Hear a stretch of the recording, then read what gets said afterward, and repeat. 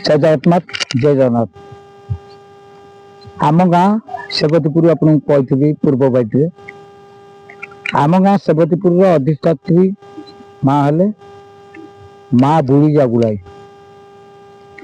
नेमाल भी अच्छा जागुलाई। एटी आम जागुलाई ना सांगे बुढ़ी जागुलाई जोड़ी पूर्वपुरुष मैंने आम कई करूँ मत है 50-55 वर्ष मो बाप भी माँ बुढ़ी जागुलाई कहते जेज भी कहते कि नहीं मुझे जानी नहीं कहीं जेज मो संस्पर्श में आसना। आप देखु से बुढ़ी जागुलाई पीठ जिते थिला मुझे कही नेमाल जावा 13 वर्ष बा 14 वर्ष बिरजा मंदिर भी से समय जाइए आग बैठे कही मुझे कहबी अलग समय कह से बुढ़ी जागुलाई आमर गोटे प्रथम थिले मोर जन सांग कहला प्रथम थिले मो सांग हो मोठार 5-7 वर्ष बड़ से मत कहला तू देखिनु गछमूले ठाकुराणी थे पत्थर मूर्ति ना गछमूले थे जो गछमूले थे से गछ एवं अच्छी गाँव जो मैंने मुरबी लोक थे से कौन करते गोटे तत्कालीन समय जोटा कि 50 वर्ष 60 वर्ष तले से सांग कहला माने 50 वर्ष रखु 50 वर्ष तर गोटे खिलाण करेले एमती जस्ट गोटे गोले अधा चांद भाया गोटे करले पछपटे गोटे कांथ देले से समय सीमेंट फिमेंट नाला आपंकर जो चून बाली रे काम होता एवं भी चून बाली बहुत पोल अच्छी आप देखिए 18 नला मु भावुची से चून बाली गुड़ भूल कहीदेनी खाली चून बाली नहीं चून बाली गुड़े से सीमेंट ठार बहुत उन्नत धरण पिला क्या जुग को जुग यही मत परमानंद जगत भागवत लिखाई ना से कई आम ग्राम देवती कति जाऊन केवल झील बा पुओ मोर टे सठिक मन पड़ुनी जो बाहर हुए से नटकन लाइट गोटे थी पवन रु टीवीटा लिभिज तेणु लटकन लाइट गोटे थी नटकन आम घर प्रथम व्यवहार हो मो बापा कलिकतार थे चौकानी जिनस धुरंधर अच्छे से कथा कहले कहे यहाँ बेसी चौकानिया सेमती मु कहूनी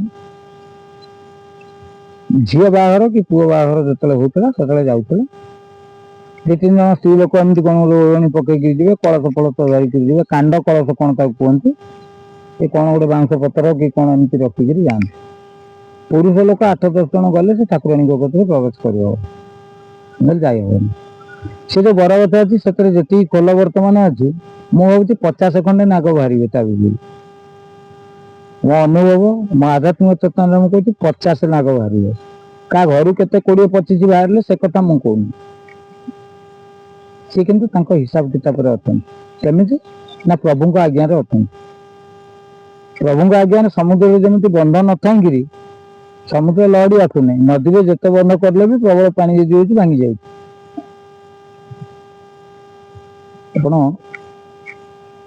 मत जो 15-16 वर्ष है मु ठाकुराणी कति जाए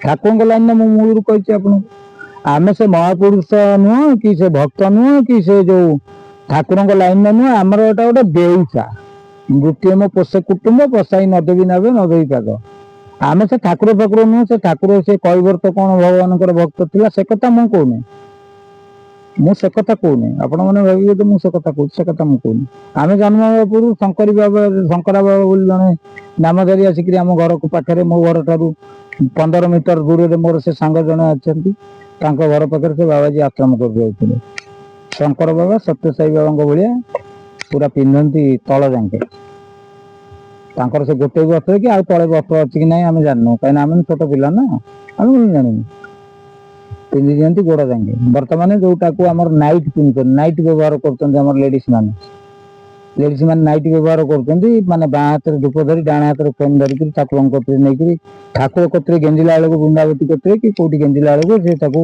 डाण हाथ को फोन ये करते बेले बेले भी बाँ हाथ में गेंद दौरान काले किए अनौठु कौन देखिए लोक कहीं ना बाँ हाथ में गेंद दौरान चिंता कर धर्म बर्तमान कौ जगार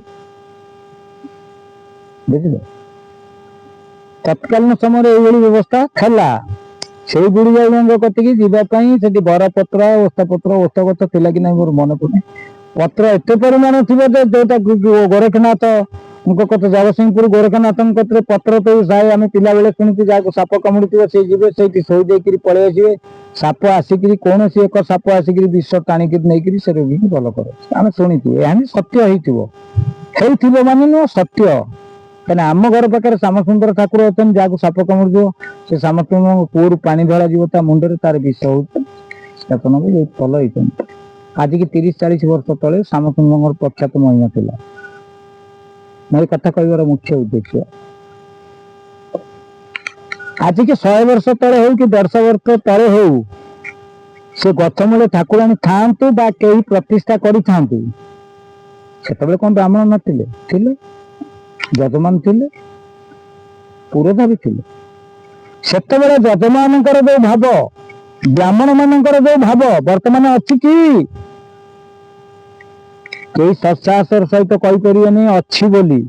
କିନ୍ତୁ ଜଣେ ଆମର ନନା ଅଛନ୍ତି ସିଏ ମତେ କହିଛନ୍ତି ବିଶାଖାପାଟଣାରେ ଅଛନ୍ତି ସିଏ କହିଛନ୍ତି ଯଦି କିଏ ପରୀକ୍ଷା କରିବାକୁ ଚାହିଁବ 21 ଦିନ ଭିତରେ ସେ ଦର୍ଶନ କରିବ ପଥର ଭିତରେ ଭଗବାନଙ୍କୁ ଦେଖେଇ ଦିଆଯିବ। ଏ କଥା ସେ ମତେ କହିଛନ୍ତି।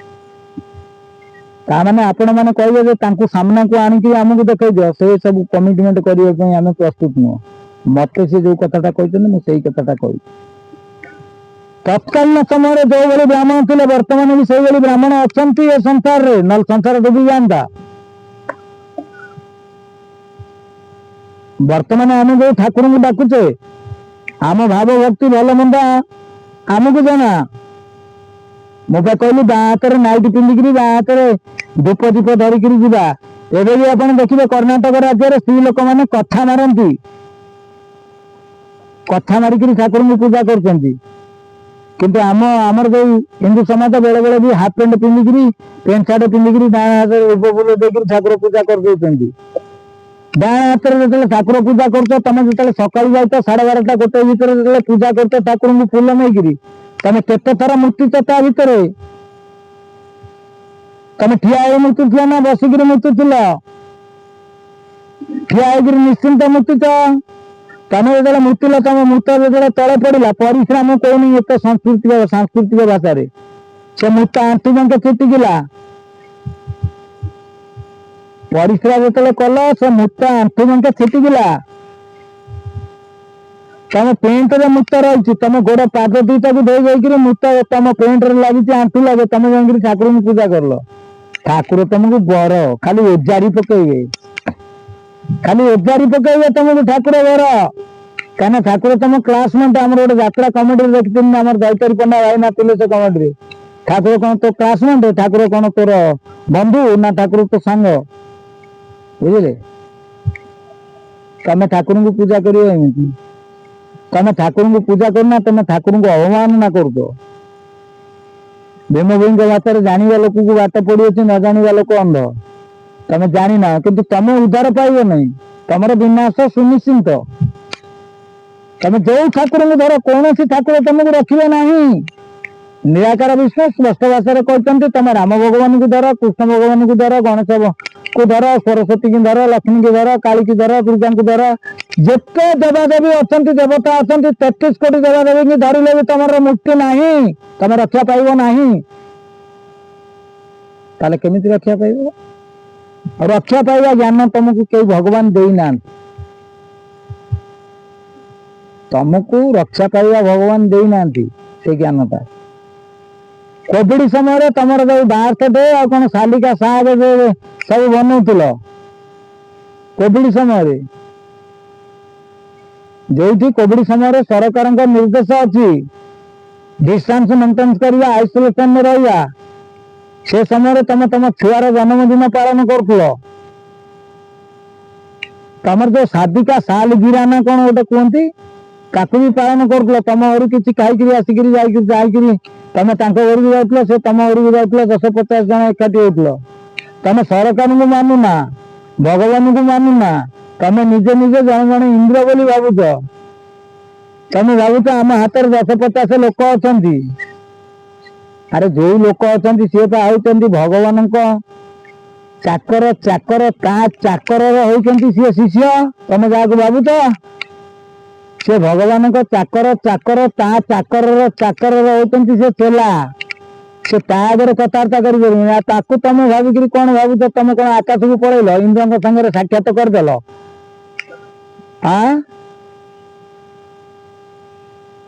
ତମର ବିନାଶ କାଳେ ବିପରୀତ ବୁଦ୍ଧି। ତମେ ଶାଳଗ୍ରାମ, ତମକୁ ଜିଅନ୍ତା ଶାଳଗ୍ରାମ ଦିଆଯିବ, କ୍ଷୀର ପିଇବ, ସେ ଚାଲୁଥିବ, ତମେ ତାକୁ ପୂଜା କରିବ ନାହିଁ, ତମେ ଡେଣୁଆକୁ ପୂଜା କରିବ। ତମେ ଡେଣୁଆକୁ ପୂଜା କରିଲେ କଣ ଫଳ ପାଇବ?